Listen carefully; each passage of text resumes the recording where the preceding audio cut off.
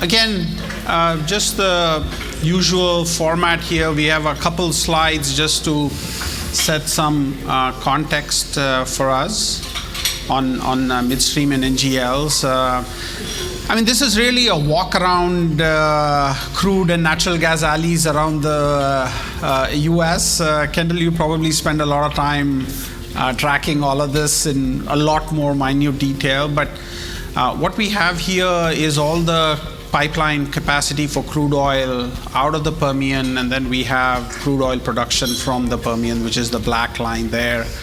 So it seems we are okay right now, but looks like we might need some more pipeline capacity in a couple of years, especially if we believe that Permian crude oil production will continue to rise. We take the same view around gas production and similar viewpoint, right? Right now there is sufficient takeaway capacity for natural gas in the Permian, but as some of this growth continues through the end of the decade, we might need additional pipeline capacity. If you look at the other big crude oil play, Bakken's actually going to have plenty of capacity here, but the reason there is crude oil production in the Bakken is either stagnant, depending on who you talk to, or is even declining, right? So that's one of the challenges in the Bakken.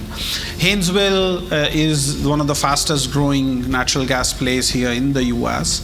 And right now, again, there's sufficient pipeline capacity, but if this growth continues, we might need some additional takeaway capacity. Appalachia, the problem again is gas production is somewhat constrained because of lack of sufficient takeaway capacity, and we see a lot of takeaway capacity here, but there are other constraints which is limiting gas production growth, although there have been some new pipelines that have come through, and Kendall will probably get more perspective from you on this here today, but we are, I guess, potentially seeing some glimmers of hope that Appalachian production might rise a little bit, if not a whole lot. And then, of course, flipping over to NGLs, right? Ethane exports are rising, a lot of demand for ethane from the US around the world. This is good news for you, Kendall, but you probably already know this, so it's baked into your forecast, but we obviously need more ethane export capacity, and that's so anyways, that's a quick view of where we are. Let's talk a little bit with the panel and get some more perspective here. So maybe Kendall, will start with you. Tell us a little bit about what's going on with Antero. One of the things I noticed is that there's Antero Resources, which I think everybody knows about, but then there's also Antero Midstream. At least there's a separate public entity around Antero Midstream. So maybe help us put those two things together. I think that'll be helpful for the audience as well to know how we should think of both of those entities. Yeah, absolutely. So Antero Resources is an upstream oil and gas producer. We're a pure play Appalachia, Marcellus, and Utica. We're producing about 3.4 BCFE per day, and of that, about 193,000 barrels a day of NGLs. So I think last I looked in our investor relations, we're the 7th largest gas producer in the US and the 5th largest NGL producer. And then Antero Midstream is a separate publicly traded company, but it's actually owned, Antero Resources owns 30% of Antero Midstream. So Antero Resources is the largest shareholder. And then Antero Midstream focuses on gathering, compression, and water services. And the primary customer for Antero Midstream is, of course, Antero Resources. And really what that allows us to do is work together on the drilling plan, make sure that the gathering, compression, water, et cetera, is available just in time to support the drilling that we're planning to do, get that gas to market, get it to the processing plants. And then on the Antero Midstream side, having Antero Resources as a customer, them knowing that we're going to be utilizing these assets immediately gives them a benefit of having high utilization, a high return on capital invested, because they have a customer that's ready and requesting this infrastructure on a just-in-time basis. Okay.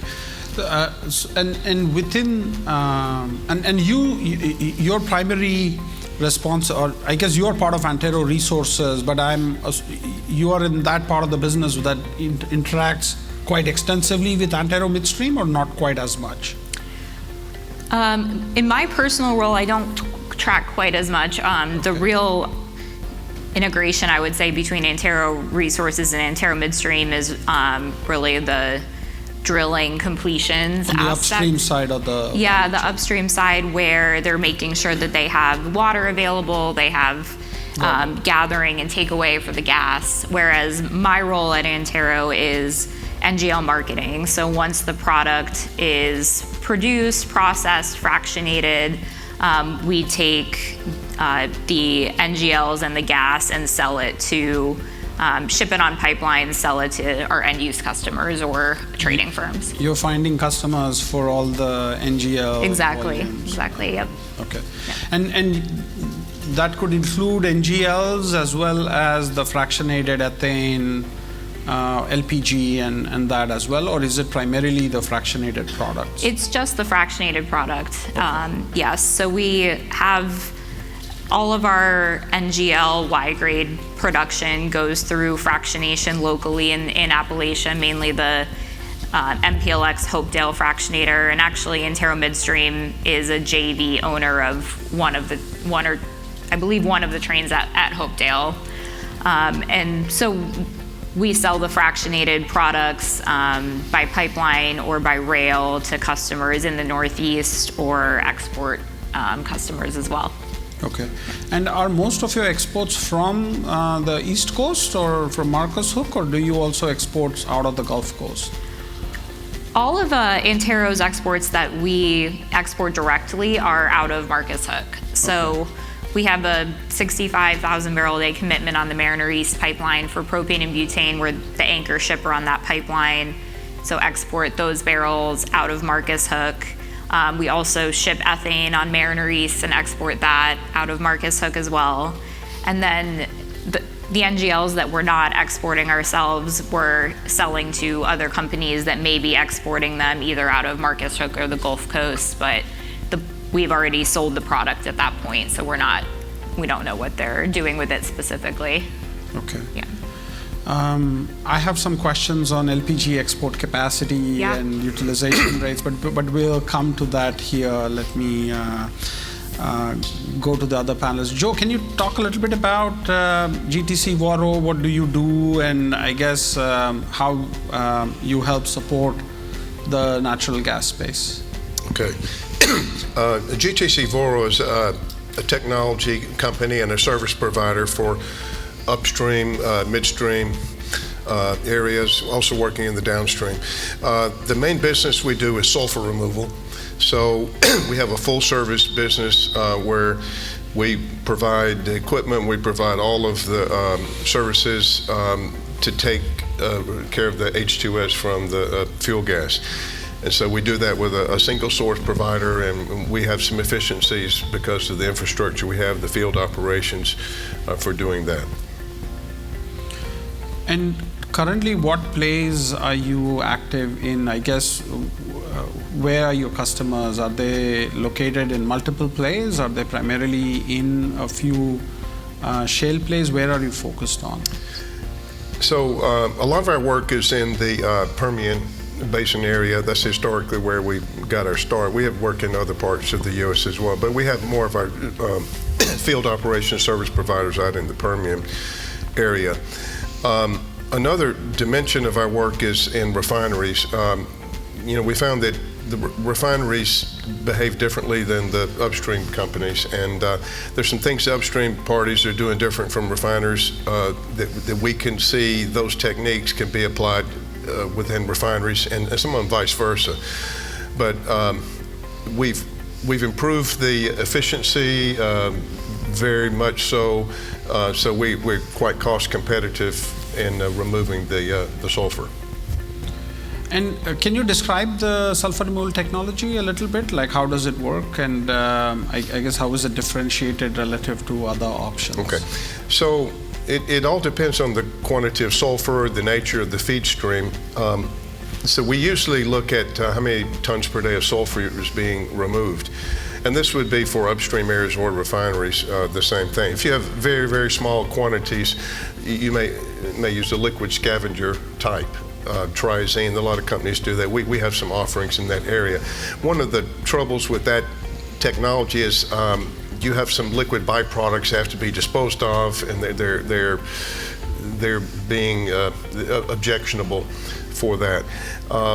There's a next segment where we use solid scavengers, and this can be economical up to about 2 tons a day of sulfur, maybe even more. These are fixed bed systems. In these cases, we would provide the equipment, lease, we provide what goes inside the vessels. We'll load them, we'll unload them, we'll dispose of it, we'll do all of those functions as a full service. If you have higher quantities of sulfur, we would provide a chelating system, and that system makes the sulfur, turns the H2S into elemental sulfur, and that'll be a product. If you've got very large, you may have an amine system. The amine removes the sulfur from the gas, but then you strip off the sulfur and the CO2 from the amine. We can remove the sulfur from that stripped gas. So it really depends on the quantity of sulfur that you have. On the refinery setting, we have different types of sulfur removal where we can remove from liquid product streams, the gasoline, the diesel, the fuel gas, LPG. So that's another aspect that we can provide. Thank you, Joe. Richard, can you give us a little bit of an intro to Waukesha and INNIO as well? For sure. Thank everybody for your time. Appreciate it. So, Waukesha Gas Engines, we are a reciprocating engine manufacturer based in Waukesha, Wisconsin. We've been in business for 118 years, so since 1906. We specialize in industrial reciprocating engines, and 90% of what we build goes into oil and gas. So that's our main focus. Today we are 100% gaseous fuel engines only. So we stopped building diesel engines back in 1990. So our focus is natural gas, gaseous fuels only, and we build both lean burn combustion and also rich burn, but our specialty, our focus is rich burn combustion. And y'all probably, those of y'all that hang around on like LinkedIn and stuff, you probably see our ads all the time. But our latest technology, what we call our VHP Series 5, it's rich burn combustion only.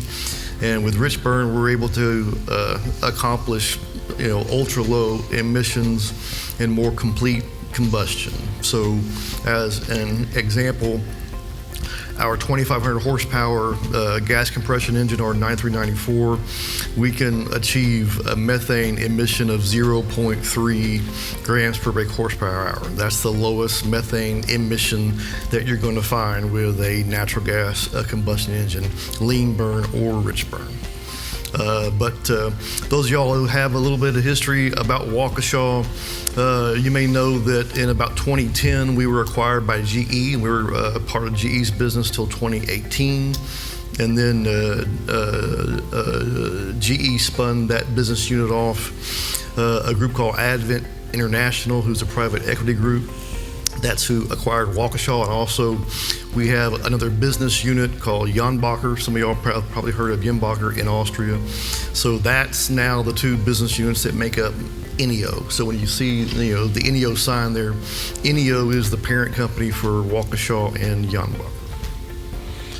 It seems like for a while you were going to market as INNIO, but now it seems like you are emphasizing the individual brand names more. Is that accurate, or is that just...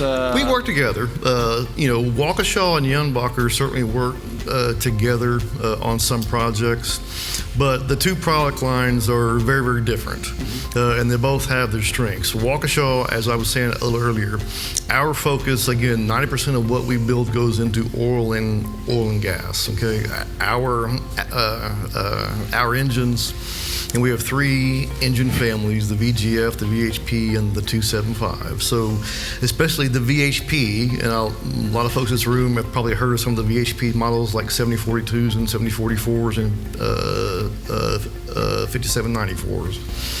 The VHP line of engines was designed for the oil field. It was designed to run on wellhead gas. It was designed to run on very high ambient temps. It was designed to have a lot of speed and torque turn down. And that's still what our focus is. If you look at the efficiency of, say, a 7044 GSI engine, it's rich burn combustion only, so it's not going to be the most fuel efficient engine, but it is going to have the best fuel flexibility. And again, it's going to have the most complete combustion based on our Series 5 technology that we have. If you look at Jenbacher, their focus is to be as efficient as possible. You see a few Jenbachers out in the oil field, but Jenbacher specializes more in applications that demand very, very high efficiency, like a CHP kind of an application. So the two business units really kind of complement each other, and again, we do work together from time to time on different projects. That's helpful, Richard.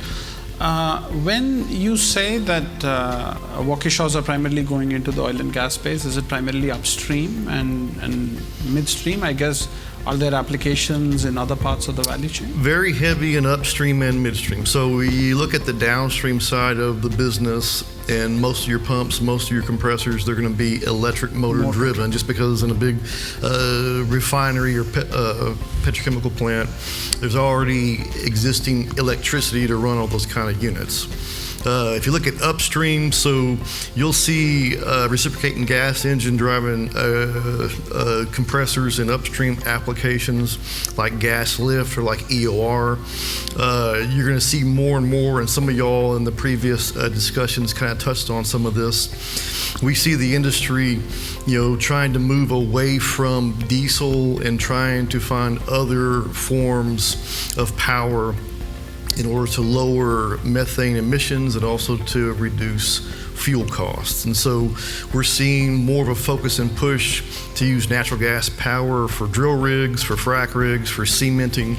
Again, all of the traditional, call it upstream diesel applications, as our industry focuses on reducing greenhouse gas emissions and also to reduce costs. They're looking at other sources of power, whether it's natural gas power, electricity, those kind of things. So upstream, that's where you see us. Midstream, you'll see Waukesha gas engines driving compressors in gas gathering, gas processing, gas transmission, gas storage, pretty much all along, call it, the midstream chain of applications. For natural gas, you have to have a compressor to move that gas from wellhead to market. You'll see Waukesha, and we have engines from 400 horsepower all the way to 5,000 horsepower, driving compressors, driving generators. And so we're very, very heavily involved in midstream. Antero is one of our customers. Thank you very much. But midstream and upstream is where you're going to see most of our engines. Thanks, Richard. That's helpful. Kendall, so you talked about this a little bit, that Antero is one of the larger, or has a very large position in Appalachia. I guess what's happening in the play, like if you were to give us an overview of what's happening in the play, how would you describe that? Yeah, I think you touched on it a little bit in your graphs earlier, but I think the constraint right now to further growth in Appalachia is takeaway for natural gas, residue gas takeaway. There just aren't new long-haul gas pipelines being built. We have Mountain Valley Pipeline, which is nearing completion, but took an act of Congress and a lot of effort by Joe Manchin to get that pushed through in the Inflation Reduction Act. Other than that, there's not a lot of large-scale projects on the table, and so that's that's limiting the growth that we're seeing. And of course, the low gas price environment right now is not incentivizing growth either. On the liquid side, I think most of the publicly traded companies in Appalachia, such as Antero included, are targeting a maintenance capital program, so low capex and consistent capex and keeping growth pretty flat. We're seeing some more drilling in the northwest kind of Utica area by some players, but in general, I think we're just seeing kind of a status quo, flat production profile for gas and liquids. And I don't see that changing substantially without more gas takeaway being built. Okay, and so what does that mean for Antero? Are you looking at other plays to grow, or are you primarily going to focus on Appalachia? I think, I can't speak for the strategy that's going on at the board level, of course, but in general, I think with the integration we have with the Antero midstream and all the commitments that we have on our gathering, processing, firm takeaway, NGL takeaway, we are very invested in the Marcellus, and we're still seeing good returns, especially on the very high BTU liquids-rich wells. So we have at least 22 years of, AR has 22 years of liquids-rich inventory dedicated to Antero midstream, so there's still a lot to develop, and we are adding on, not doing major M&A activity recently, but adding on pieces of land through either acreage trades or opportunistic buying to increase our position. So I think we're really just focused on what we're doing in Appalachia and really optimizing that and reducing capital, so being more efficient at what we're doing in Appalachia. Okay. Can you give us a similar view of NGLs, like where is the NGL market overall? What does supply growth look? Obviously it's growing a lot, but Yep. Just maybe give us a little bit of an overview of NGLs. Yeah, so I think NGLs supply is growing. It's not coming from the Northeast. It's of course coming from the Permian Basin. As I think you talked about in some of your opening slides, the Midland and the Delaware in particular, a high gas to oil ratio, very NGL rich. Looking at some third-party consultants, I think there's about 3.5 BCF a day of processing capacity coming on in the Permian by the end of next year. And so obviously that's going to lead to a substantial amount of NGL growth. You also have Y-grade takeaway increasing. So I think in general the U.S. has been for some time very oversupplied NGLs and relying on the export market. So really the question is, how much can we continue to export? Are we going to start hitting constraints at the dock capacity? Or are we going to start running into a global market that doesn't want the amount of NGLs that we're trying to push across the docks? So that's really I would say the concern for the next maybe 12 to 18 months is this dock capacity constraint and potential, some weakness in global demand, what that's going to mean for NGL pricing and storage levels in the U.S. And in terms of, I guess, finding markets for this, is there sufficient international interest in and around these volumes, or I guess what does the outlook look like from a global demand point of view? Yeah, I mean, it's a great question. I think we have seen a huge build out in petrochemical capacity over the last 2-3 years. Certainly since COVID, especially in China, building a lot of new steam crackers, new PDH units that take US NGLs as their feedstock. And we've certainly, I think, experienced an overbuild of that capacity. So some of those PDH units in China are operating at lower utilization rates, maybe 60%, 50 to 70% even. So I think it remains to be seen how China comes back with the property sector, overall global GDP growth, there's a lot of questions. I think demand is growing, but it's just how fast. Yeah. Yeah. Joe, can you talk a little bit about H2S levels across the different plays and how they are being treated, and I guess how GTC Vorro helps with varying H2S levels in natural gas? The H2S is different in different regions. Even within a certain region, you'll have some variation. Their Permian has a medium to high.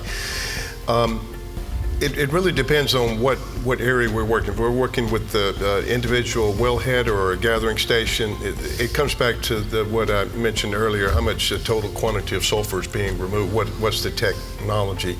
So sulfur removal is usually the first step in the processing. If it's going into a pipeline, you have pipeline specifications, so that's generally the target that we achieve. We'll always meet the pipeline spec or even lower than that if you're going to LNG plants. A lot of what we're involved with is the smaller scale of sulfur. We can do that efficiently with the full service model. If we have larger scale, then we'll use a different technology. So scavengers are used in the small scale. The larger scale would have the chelating system. There's a new technology also, which is using a catalytic adsorption. We use that for other types of sulfur. If you have mercaptan sulfur in addition to H2S, use of a natural gas, H2S is the only sulfur, but in some settings where you're cutting deeper, you may have some mercaptan sulfur. You may have carbon disulfide. We can remove all types of sulfur, and we just need to know the quantity of sulfur, capacity, nature of the gas stream that is embodied in, then we come up with the technical solution for that. And from a design and deployment point of view, how do you go about these systems? We have an inventory of units that we own and we provide. So as a full service approach, we will provide and lease equipment. And then we will provide, and a lot of these are standardized designs, so we can do that fairly quickly. We have optimized the design to get the best performance, because the performance responsibility is on us when we have a full service contract. So we have an inventory, provide that. We provide all the services related to that, and then the user will pay a single fee for a quantity of sulfur that's being removed. And then we choose whatever method that we need to get rid of that sulfur.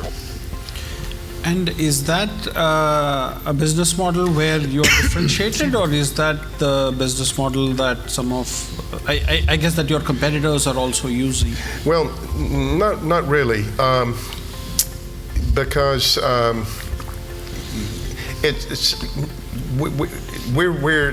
we're the largest company doing this full service in the industry. I wouldn't say the only one. Some other parties might in select areas, but we're doing this across the board. And it's not easy model to get into, because you have a lot of responsibilities. You have to mobilize parties for third-party contractors. You have to have disposal sites. You got to have trucking, movement, logistics. You have to store inventory, the products. You have to acquire that. So we've mastered all of those things, and we can do all of those steps cheaper than another party can do a la carte. Mm-hmm. And so we take a hassle away from the companies. We provide a lower cost service, and it's more than just looking at cost of a liquid product or a catalyst or some other individual aspect. If you look at the whole spectrum of activities required to remove the sulfur, we provide that service, and we can do that more cost effective than others can. Okay, that's helpful. Richard, I'm assuming that you're seeing a lot of interest in upstream, midstream companies trying to reduce their emission footprint, and sure. But does that mean that they have to replace some of these existing engines with newer models, or are there opportunities to retrofit existing engines that make them have fewer or a lower emission profile? Yeah, no, great question. The answer is yes. So if you look at an engine-driven gas compression package, okay, let's just pick a horsepower range. Let's say 2,000 horsepower. So on that package, half of the methane emissions on that package is coming out of the engine, okay? So there are opportunities to retrofit existing rich burn combustion engines to the latest technology, again with Waukesha, that's Series 5.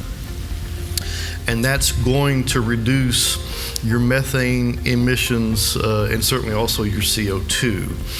Other thing, if you compare our Series 5 rich burn technology with a lean burn technology, and not to get too deep into combustion, but when we talk about rich burn combustion, inherently you use more fuel in your combustion process. When you talk about lean burn, you use less and you use more air, okay? So what's happened over the years with emissions, and it started really on the regulated side with NOx, okay? If you go back to 2005 and go to about 2007, some of y'all that were in the industry back then remember that the Fort Worth non-attainment zone came out in about 2007, okay? And up until that time, really the emission rules, especially for NOx, were the NSPS rules, the national rules, okay? And so you had lean burn engines, and we build lean burn too, but you had lean burn engines that were basically 2 gram not to exceed engines with NOx, okay? And when you talk about combustion, lean burn and rich burn both, okay, you're talking about a combustion window for both of those, okay?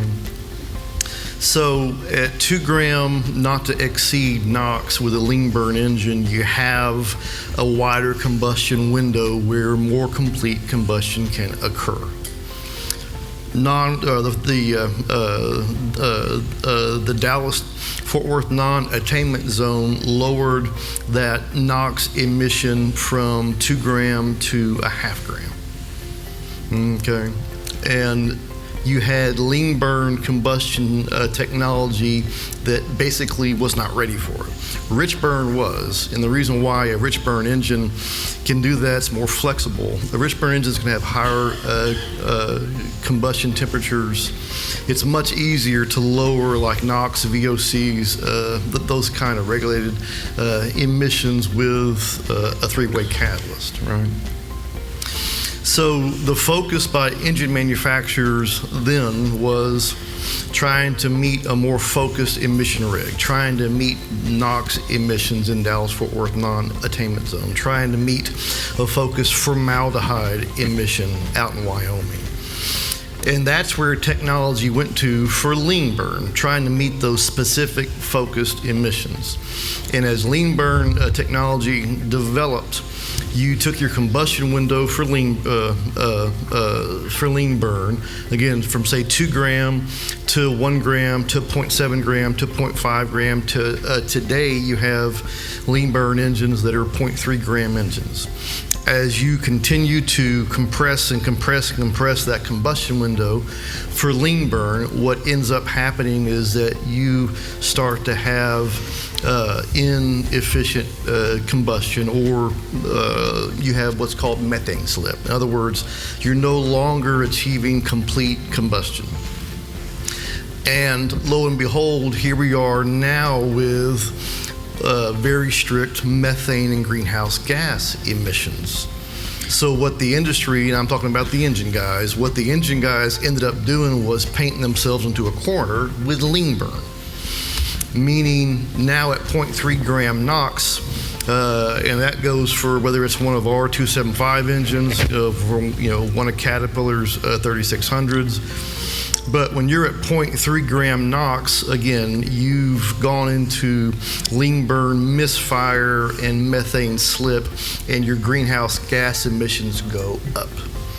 So you're meeting the NOx emission at 0.3, but your emitting lots and lots of methane emissions.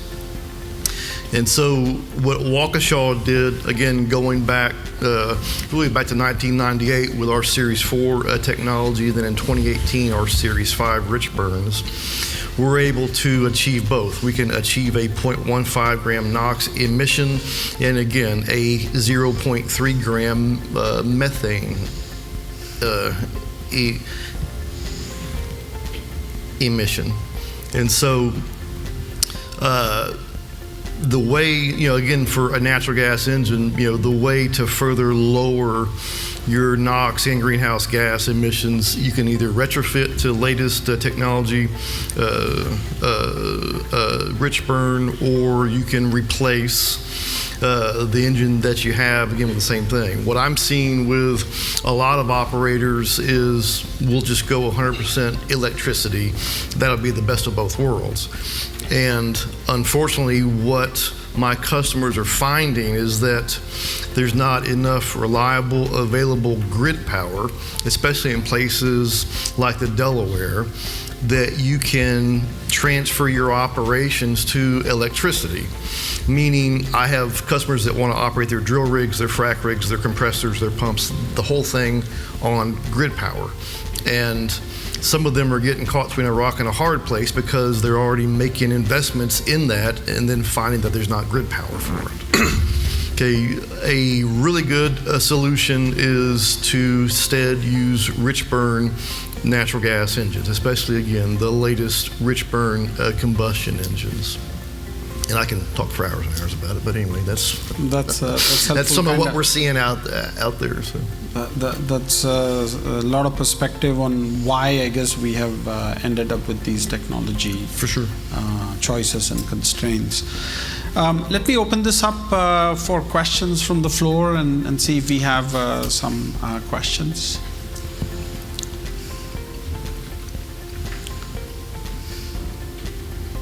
Let's see, while we await questions, well, there's one here.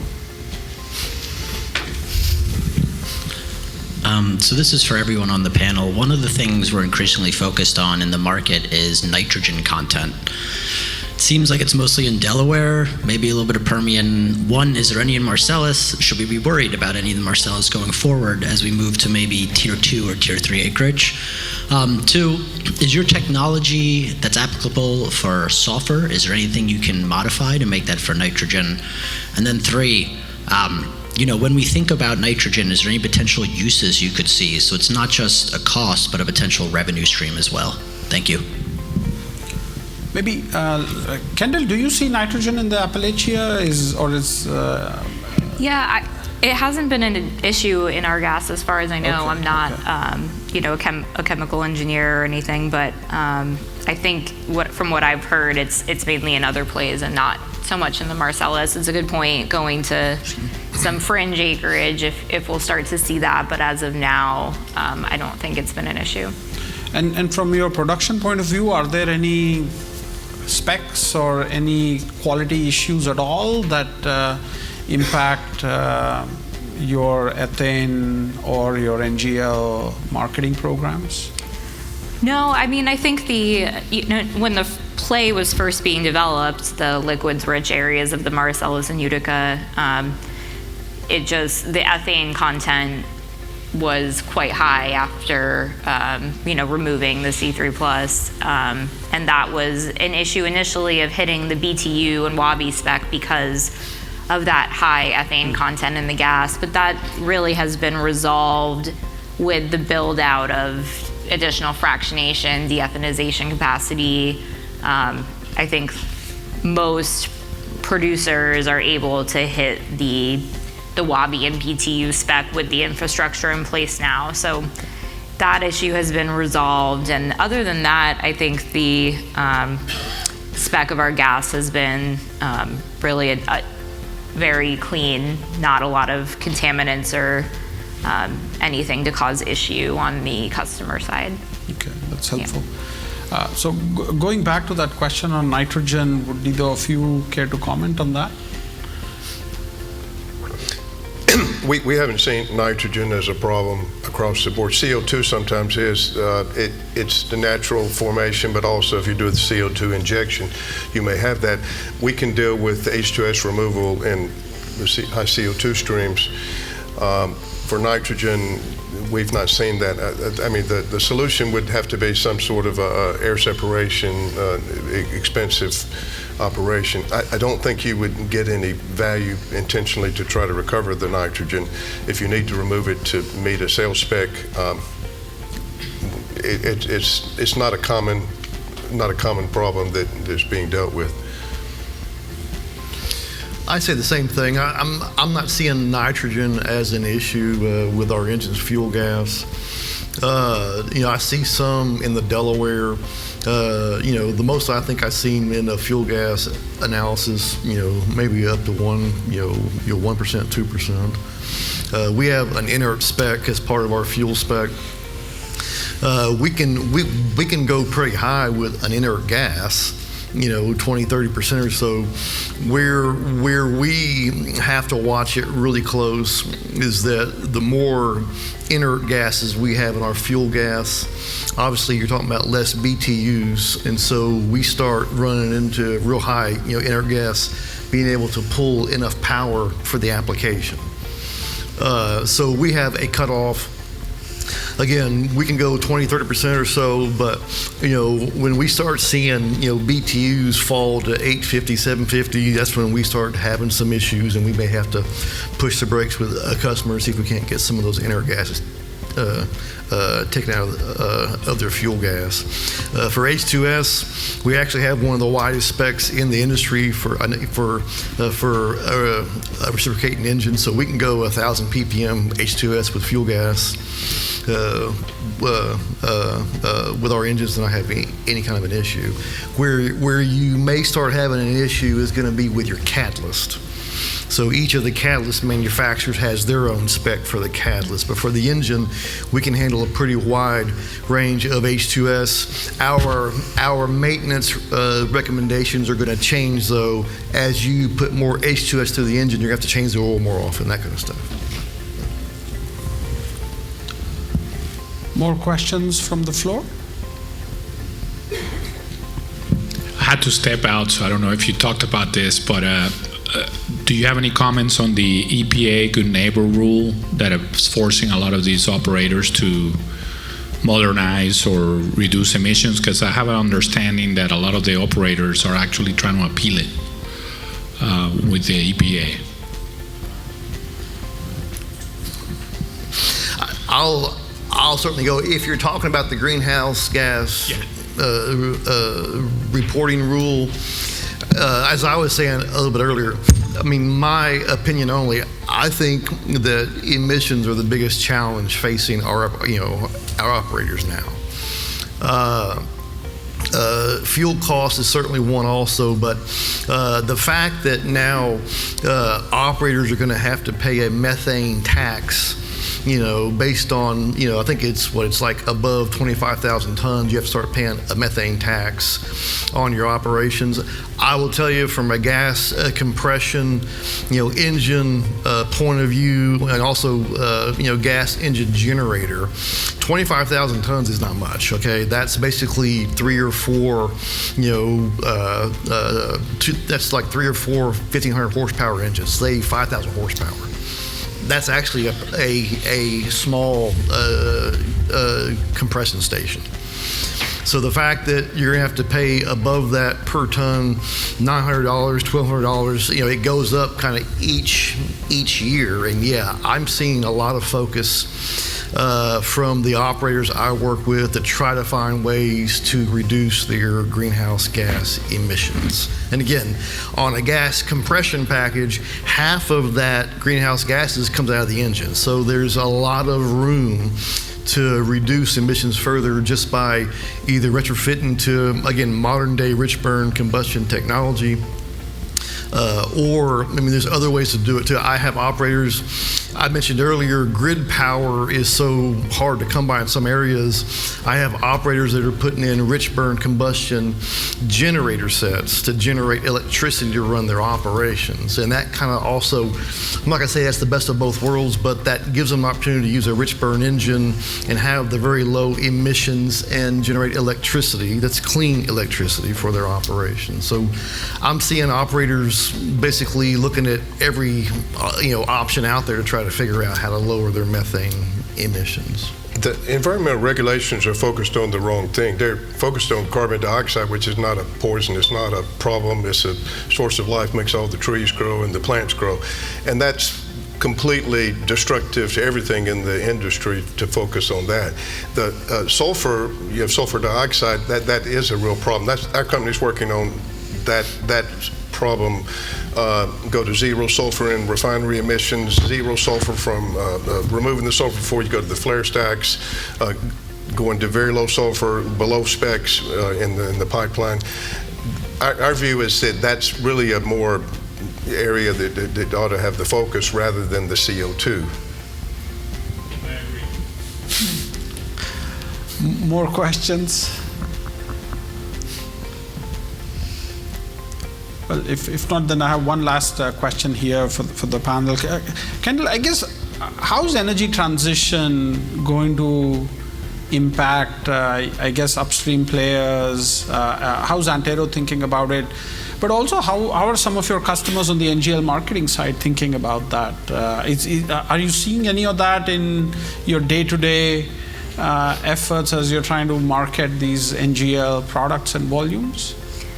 Yeah, it's a good question. I think that where the energy transition is not really displacing anything so far is really the petrochemical industry. We need a lot of plastics.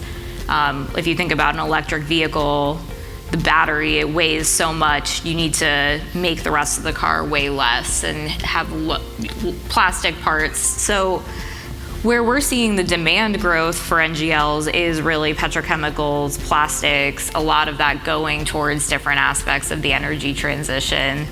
And then I think from an LNG and even LPG perspective, I know a lot of other panelists brought this up, but there's still a lot of people in the world using solid fuels for cooking and heating, a lot of coal-fired power plants still being constructed that could be displaced by LNG. So I do think that there's still upside for the light end of the barrel to be a big part of the world going through this transition, because we're not going to get to completely renewable fuels overnight. There's still, I think, for the next foreseeable future, a role that the light end of the barrel and gas can play in the energy transition. Okay. Joe, how do you see this? Do you see new markets opening up for some of your technologies to remove H2S? Like, I fully understand your point of view about CO2, but like, could some of these materials be used for, say, direct air capture? Or I guess, are there other opportunities for your technology because of energy transition? So we have a new area for technology, which is catalytic absorption of sulfur. And that opens up a whole variety of new areas, especially in refineries for liquid fuel. So we can use that for cracked gasoline from catalytic cracking units to avoid octane loss in refineries. We can use it for polishing ultra-low sulfur diesel, so you can use less intense operations to produce that product.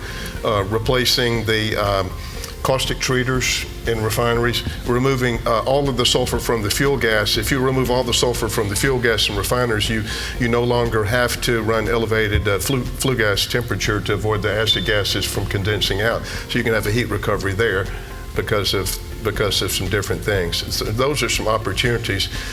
We also were looking at regenerable media that'll even ratchet down much further the operating costs for sulfur removal in the upstream area.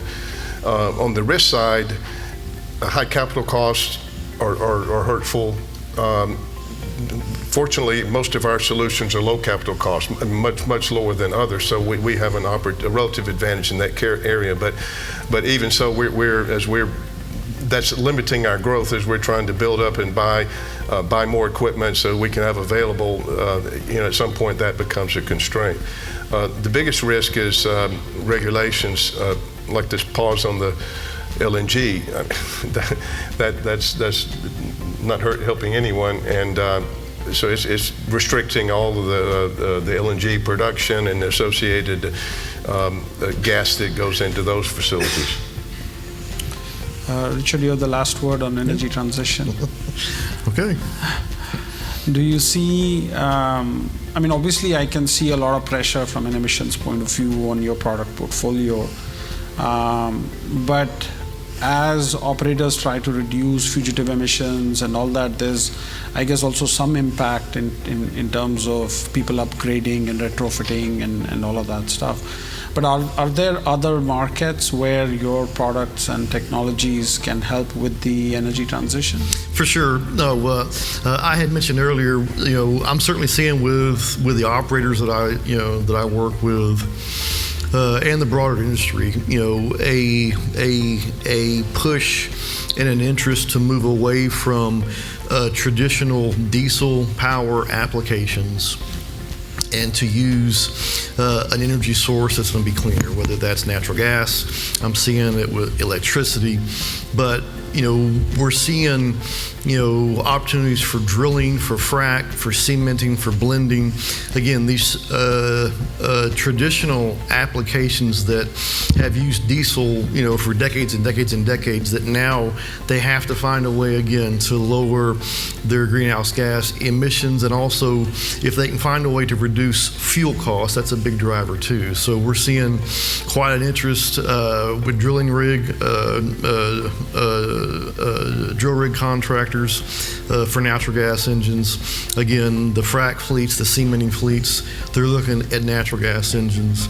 And I think we're going to see more of that push, looking for alternate fuels and finding ways again to lower fuel costs. If an operator can use their own field gas there locally to power their operations with, that's a big win for them, right? So being able to lower fuel costs is also a big driver there. Yes. So. Well, we are at time, so I want to thank the panel for taking the time and joining us here. Let's give them a big hand, please. So our final panel for day one is going to be on fuels and refining. We have two really good speakers, Mike Reed from Renewable Biofuels and Chris Efford from Next Clean Fuel. So that kind of wraps up day one. We have 2 additional days of programming. Tomorrow is focused on energy transition, and then Thursday is focused on chemicals. So with that, let's again give our panel a hand and welcome the next panel. Thank you.